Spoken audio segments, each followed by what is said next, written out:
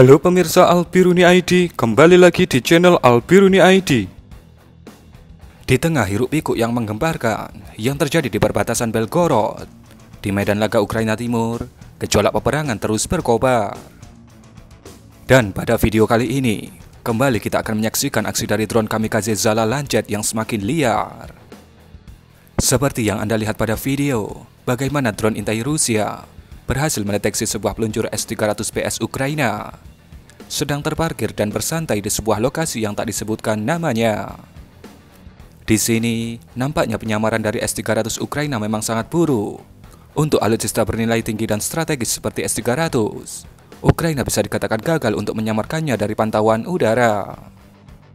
Kemudian, tanpa berlama-lama, S-300 ini harus segera dieksekusi dengan sangat akurat oleh pasukan Rusia. Maka dipilihlah Zala Lancet untuk melaksanakan tugas tersebut. Dan terlihat bagaimana Zala Lancet dengan kecepatan tinggi menghampiri peluncur S-300 yang sedang sendirian itu. Hantaman pun terjadi, namun tidak ada ledakan susulan yang terjadi setelah hantaman. Walaupun titik hantaman Lancet tepat menghantam tabung pelindung dari rudal S-300 itu.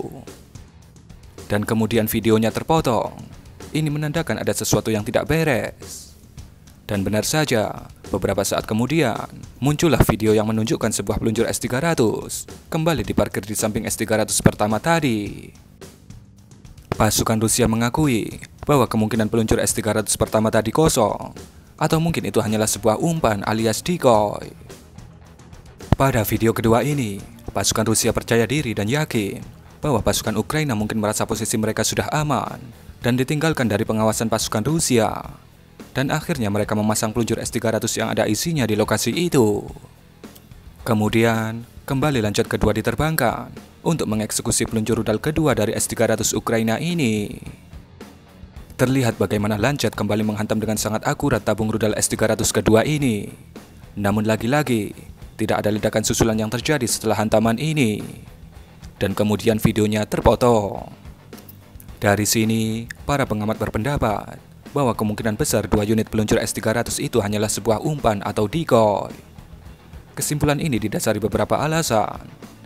Yang pertama, tidak adanya ledakan susulan setelah hantaman atau api yang membakar kendaraan angkut dari S-300 itu.